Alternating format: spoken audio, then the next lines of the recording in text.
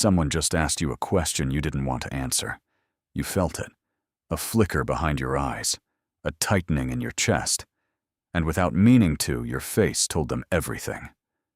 That moment lasted less than a second, but it was enough. They saw it, and now they know exactly how to use it. This happens to you every day, in meetings, in arguments, at dinner tables. Your face is broadcasting information you never agreed to share, and the people around you, whether they realize it or not, are reading it. But there is a small number of people who don't do this. People who can sit across from you, absorb anything you say, and give nothing back. No flinch, no tell, no opening. You've met someone like this, and it unsettled you, didn't it? What if that unreadability isn't a personality trait? What if it's a trained response, a discipline, one that the Stoics understood 2,000 years before modern psychology gave it a name? Let's start with what your face is actually doing. Paul Ekman, the psychologist who spent decades studying facial expression, found something uncomfortable. Micro-expressions, flashes of emotion that last a fraction of a second, appearing before your conscious mind even processes what you're feeling. Fear, contempt, surprise. They surface and vanish in under half a second. You don't choose these. They happen to you. And here's the part that matters. The people who are good at reading others aren't reading your words. They're reading these flashes. The pause before you answer. The tightening at the corner of your mouth. The breath you didn't know you held.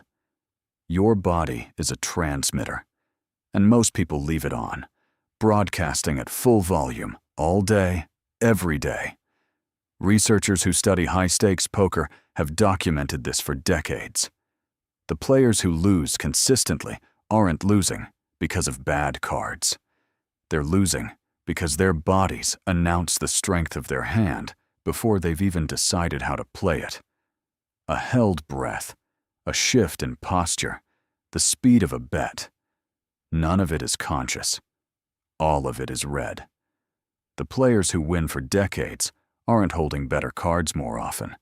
They've simply removed the broadcast. And removing it isn't about hiding your hand. It's about no longer having an internal reaction large enough to leak.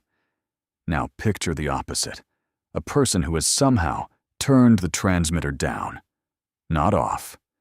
Down. Their face still moves. They still react. But the reaction is delayed, softened, filtered through something before it reaches the surface. What is that something? This is where the Stoics come in. Not the popular version. Not the quote on a poster version. The actual practice. Epictetus, a man born into slavery who later became one of the most influential philosophers in Rome, built his entire system around one distinction. There are things within your control and things outside it. Your reputation, other people's opinions, the outcome of events. None of that is yours.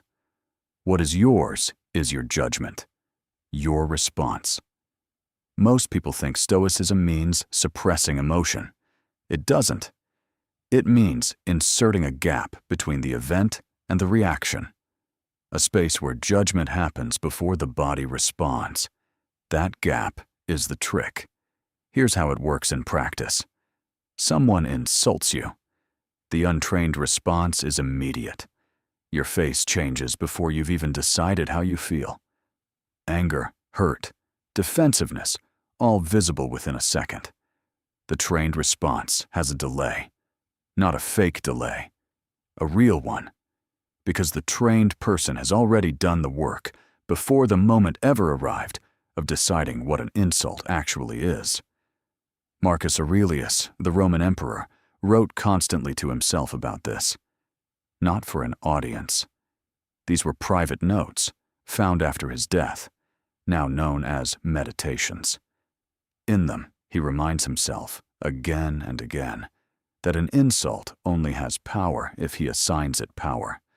The words themselves are just sound. The sting comes from his own judgment of the sound. When you've already done that work, internally, ahead of time, there's nothing left for your face to react to. The insult arrives. And it just lands. Nowhere.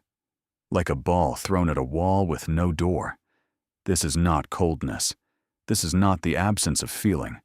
This is the presence of a filter. And here's the part that should genuinely unsettle you. The people who do this well are not necessarily calm on the inside.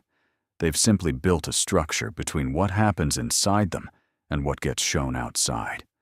The feeling exists. It just doesn't get to vote on your face. So what does this look like day to day?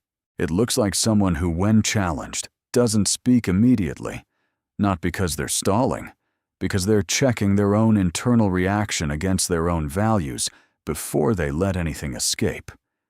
Is this worth a response? Does this threaten anything that actually matters to me? Or is this just noise dressed up as a threat? Most threats, when you actually examine them, are noise. Someone raises their voice at you. Your untrained brain registers this as danger and prepares your face accordingly. But what actually happened? A person made a sound, louder than usual, expressing their own internal state. That's it. That's the entire event. Everything else, your fear, your defensiveness, your need to respond, is something you added. The unreadable person has trained themselves to notice the gap between the event and the addition. And they've learned to live almost entirely on the event side of that gap. This is why they seem so difficult to provoke. It's not that nothing affects them. It's that they've already metabolized most of what would affect an untrained person long before the moment arrives. They did the work in private. So in public, there's nothing left to process. There's a second layer to this, and it's the part most people miss entirely. Silence. Most people experience silence as a vacuum that needs to be filled. A pause in conversation feels like pressure. So they fill it. With explanations, with justifications, with extra information nobody asked for. Every time you do this, you're handing over data. You're revealing what matters to you, what you're insecure about, what you feel the need to defend. The person who stays silent gives away nothing. And in doing so, they often learn more about you than you learn about them. There's a reason interrogators are trained to stay quiet after asking a question, even after the person across from them has finished speaking. The untrained subject experiences that silence as an accusation, and they respond to the accusation by talking, adding detail, adding justification, adding exactly the information the interrogator was waiting for. Nobody asked for any of it. The silence asked for it. And most people can't tell the difference. Epictetus talked about this too, in a different form. He said that for every action, you should consider the price. Speaking has a price. It costs you information. It costs you exposure. The question is whether what you're buying with that exposure is actually worth it. Most of what people say in moments of pressure is not worth it. It's just discomfort, looking for an exit. The unreadable person has made peace with discomfort. They can sit inside an awkward pause without needing to escape it. And because they can do that, the pause often resolves itself, with the other person filling it instead. Now, here's the modern mirror, the part where this stops being ancient philosophy and starts being your actual life. Every negotiation you've ever lost a little ground in, every argument where you said more than you meant to, every time someone read your face and adjusted their approach accordingly. That was this mechanism working against you because you hadn't built the gap yet. And every time you've watched someone stay completely composed under pressure and felt that quiet unease, like they were one step ahead of you in a game you didn't know you were playing, that was this mechanism working for them. Think about the last performance review, salary negotiation, or difficult conversation you walked into already anxious. You'd rehearsed it in your head for days. By the time you sat down, your nervous system had already decided this was a threat, and your face had been briefed accordingly. The other person didn't need to read your file. They just needed to read you. Now think about the people in that same room who seem to glide through conversations like that. Not because the stakes are lower for them, often the stakes are higher, but because they processed the anxiety beforehand, in private, the way Marcus Aurelius processed his resentments in his notebook the night before. By the time they're in the room, there's nothing left to manage. Only the conversation itself. The gap is learnable. It's not a personality you were born with or weren't. It's a practice. The Stoics practiced it through daily reflection, examining their reactions after the fact, asking whether the judgment behind the reaction was actually true or just assumed. Do that enough times, and the examination starts happening earlier, not after the reaction, during it, then eventually just before it. That's the gap, forming. It starts small, and it starts in places nobody is watching. A criticism in an email that would normally ruin your afternoon. A canceled plan that would normally feel like rejection. A comment from someone whose opinion you've given far too much weight to. Each of these is a small rehearsal. Each time you notice the reaction before it takes over, the gap gets a little wider. This is why the Stoics treated philosophy as a daily practice and not a belief system. Belief doesn't change your face. Practice does. Marcus Aurelius didn't write Meditations because he had already mastered himself.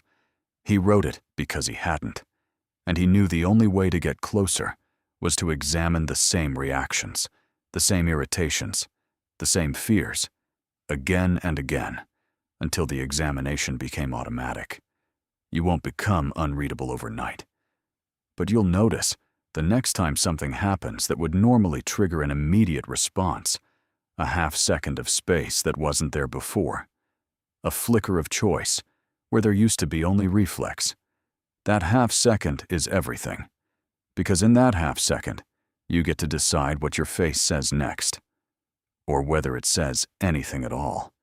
And the people around you, the ones who've spent years reading faces like yours without ever being told, will notice the change before they can explain it. They'll just feel like they can't read you anymore. They'll be right.